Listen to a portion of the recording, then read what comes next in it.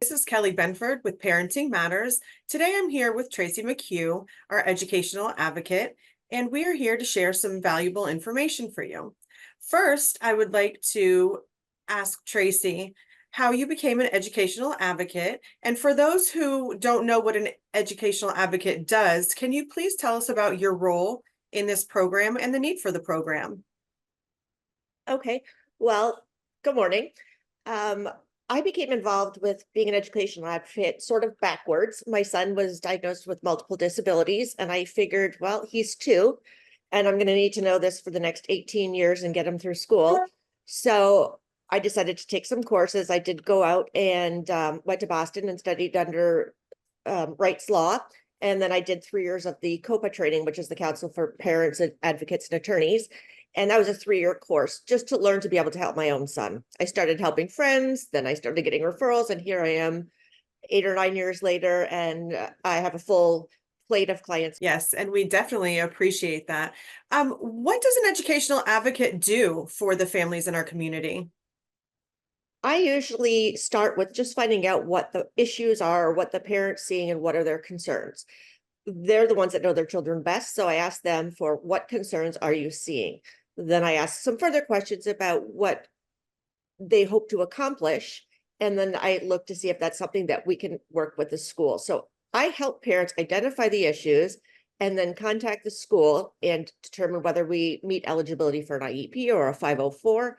And I work collaboratively with the school and the parents to get the services and accommodations that the child needs to be able to access their education. Great. And so if a child does need the support beyond a traditional classroom, as you said, some accommodations and so forth, how does a parent go about doing that? What does a parent need to do to get this process started?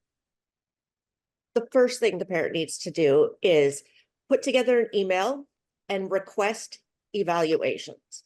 I would ask that they would request evaluations in all areas of suspected disability. Now, if the parent already has ideas, it's a behavior issue or it's a language issue, you can request a specific evaluation. If you're not sure, request full evaluations and make sure that is in writing, because then they have to consider eligibility. Okay, and they can give that to the school principal, or is there a particular person at the school they should address? I would send it to the principal and also copy the teacher. That way there's two people that have eyes on it and it won't get missed. Right. And I think I've heard you say before, because the teacher spends so much time with the children in the classroom, they are very valuable with their input. Can you share some various accommodations that you might advocate for with the parent for their child in this school system? Well, with IEPs, they have goals, and those would be goals to sort of help in the areas where the disabilities are. The accommodations are common and can be issued to a lot more children than with an IEP. The accommodations often can include preferential seating. So if the child needs to be at the front of the class for less distractions, if they need to write tests in a small environment, if they need extra time on a test or assessment, it could be simple things as a cleared workspace, repeating directions. There's all sorts of accommodations. Essentially, it's to level the playing field. So for example, the easiest one to think of is if your child is in a wheelchair and there's only stairs to get to the playground, your child wouldn't be able to participate in physical education. If they put a ramp in, now the playing field's level and your child can go out and play. So accommodations are meant to level the playing field between you and your peers. Oh, that's great. I was going to ask you something you to be able to give us an idea. We hear a lot about children struggling in the school system, and I don't know that parents know that educational advocates exist, and also that we work with you, we partner with you to be able to provide these services for all of our families in Manatee and Sarasota County. So is there anything else you'd like to add, Tracie, that might add value to, for parents to understand a little bit more about educational advocacy? Or do you think, if they're interested, they could reach out to Parenting Matters and I would connect them with you? I think it is great to always find an advocate for any parent. And I say that because when you go into one of these meetings, there's usually a table of 6 to up to 15 people in there with you. and they're all subject matter experts in their own areas. And as a parent, most parents don't have the privilege to be able to just, learn.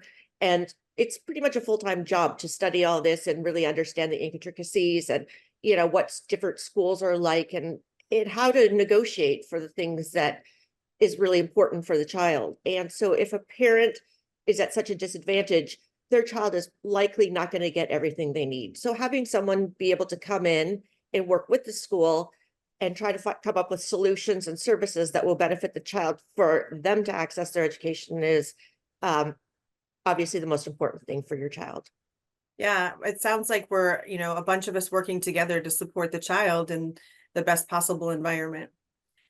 So thank you, Tracie, so much for joining us today on talking a little bit about educational advocacy and letting the community know of our wonderful resource here. And for anybody listening, if you have a child that you believe could benefit from educational advocacy, reach out to Parenting Matters and we will connect you. Thank you. Thank you for having me. Thanks for coming.